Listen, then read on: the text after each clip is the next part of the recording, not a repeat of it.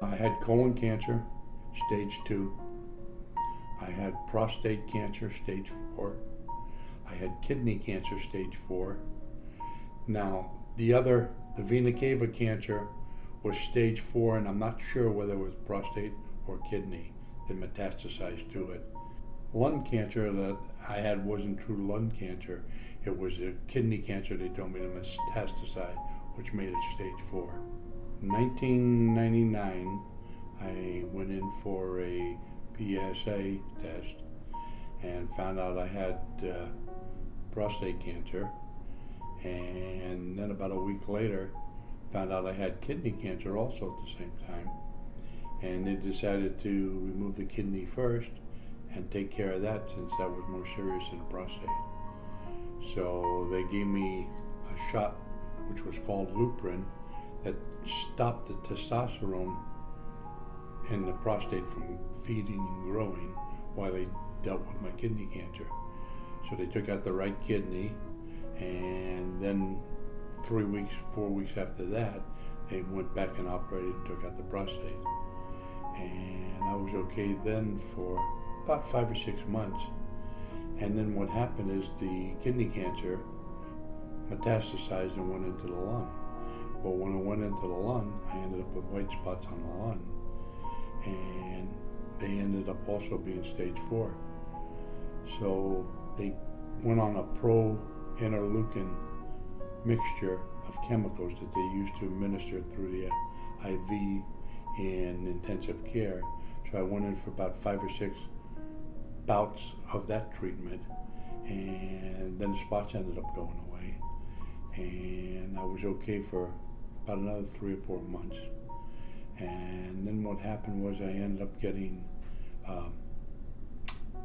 and I believe it was either kidney or prostate cancer, metastasized and went to my vena cava and started blocking off the vena cava to return our vein to the heart with what looked like a garden slug. It came in from the top, blood was coming up from the bottom, and it was sealing off the whole vein.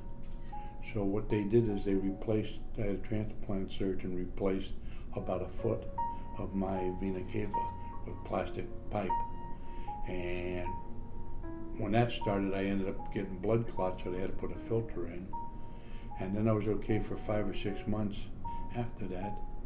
And then I went to the dermatologist with my wife and found out I had basal cell melanoma growing on my back. So I had surgery and that was taken out. And then I went along for another year or two. And at the end of the year or two, I ended up with Parkinson's.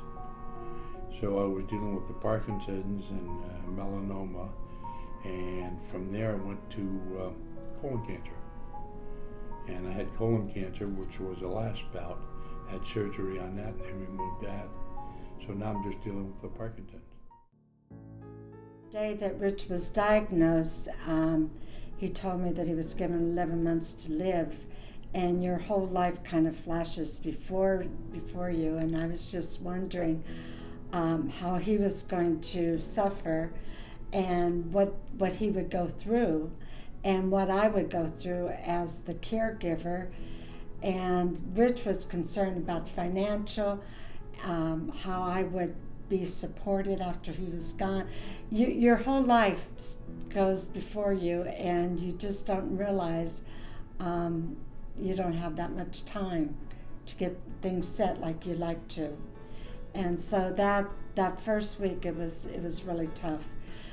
One thing that we did, we called everyone that we knew, and we are Christians, and so we called all of our prayer partners and asked them to pray for Rich, that God would be glorified out of his cancer somehow, that God would use us to witness to other people and to bring healing to Rich if that was God's will.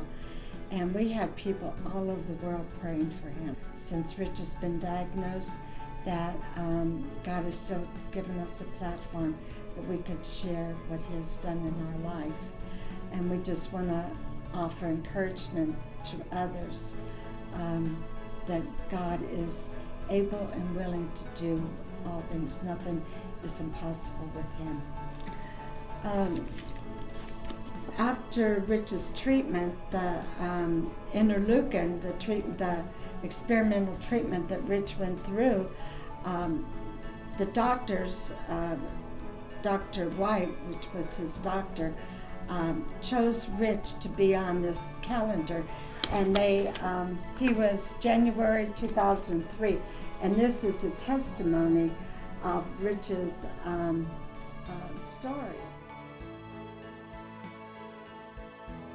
Well, it was a little hard at first when you walk into a doctor and the doctor says, I got some bad news for you, you gotta let me explain.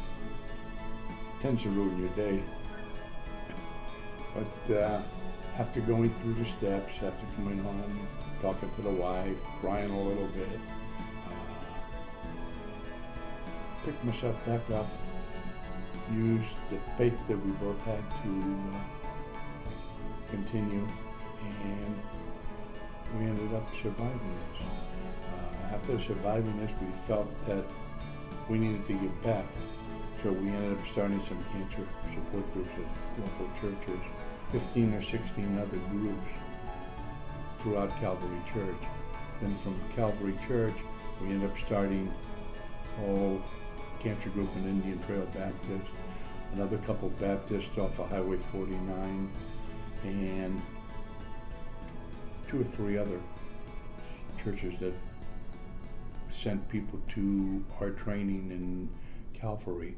We let them go through our group, we give them our materials, and then they brought it back to the home churches and started it out. They told you you had 11 months. How long has it been afterwards? Let's see, it's been 18 years ago.